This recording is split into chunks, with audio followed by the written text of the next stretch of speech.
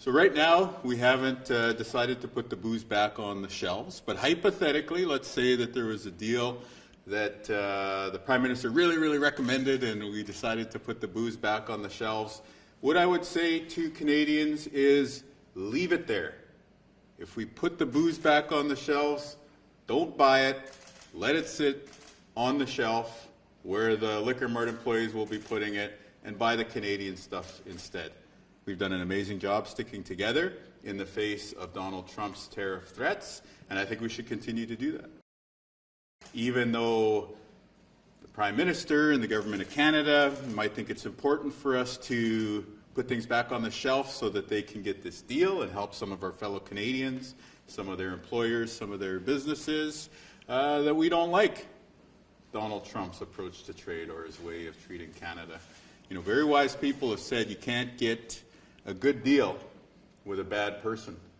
And I think that rule applies here. I mean, you know, President Trump is the reason we're all paying so much at the gas pump right now because of his misguided war in Iran. And I could go on and on and on about the Epstein files, and you know that I will.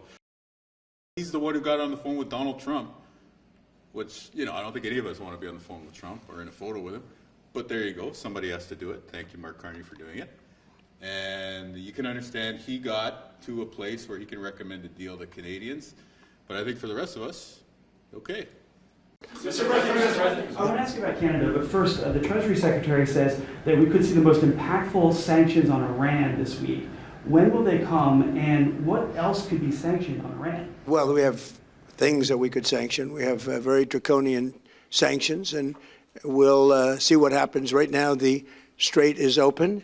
A lot of boats are coming through. People aren't reporting that, and that may slow down a little bit at some point, but right now, a lot of boats are coming through.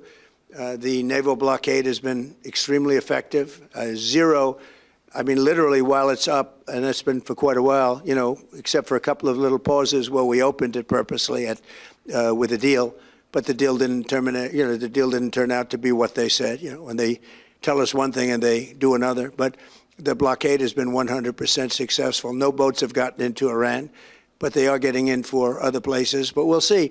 We're going to see what happens. It'll either be extremely good and oil prices are going to drop like a rock, or we'll continue to do exactly what we're doing. You know, they were talking about $350 a barrel, and it's today 84, 85. And we are getting a lot of oil out.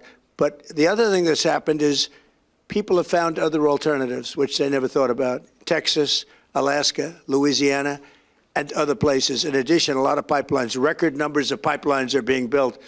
So I think the Hormuz Strait's not going to be quite as important as it was in the past. Now, on Canada, if I can ask you, you said that there's a deal, an agreement in place. Are you willing to lower tariffs on steel and aluminum? Well, we're looking at that. In order to get farmers, get the tariffs lower. Well, we're getting zero for our farmers. You know, farmers have been hurt very badly by Canada, and they won't be paying any tariffs anymore.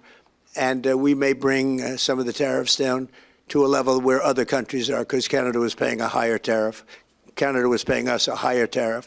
So we are, look, we have a very nice relationship with leadership right now, and we'll see. But we did a 3-day pause. It was supposed to be a 50% straight across the board tariff that was going into effect at 7 o'clock this morning. And I delayed it at the request of Canada for 3 days so we can iron out the details. But it's going to be a wonderful deal, hopefully a wonderful deal for everybody. Yeah. Mr. President, earlier today you said North Korea has something like 57 nuclear weapons. They've been expanding their nuclear program. Is your goal in trying to re-engage with Chairman Kim still denuclearization? And what makes you think you could be successful now when you weren't? Well, I don't want to talk about that, but I do have a good relationship with Kim Jong-un.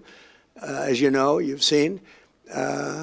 He didn't like Biden. He didn't like Obama. He didn't like anybody, but he likes me, and I just got along with him very good. We had great meetings. We speak, and I think our nation, and I think other nations, frankly, whether it's Japan or South Korea, they're a lot safer if I'm president than if somebody else is president. Now, I didn't like the fact that we're doing these massive military exercises, really against North Korea. It was a exercise against North Korea.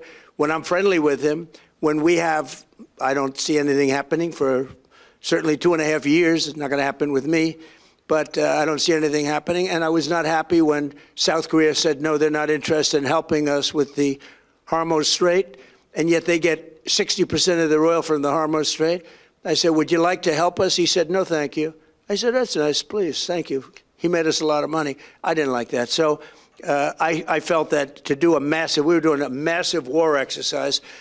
I thought that was very insulting to somebody that, frankly, has been, during my term at least, very well behaved. Yeah.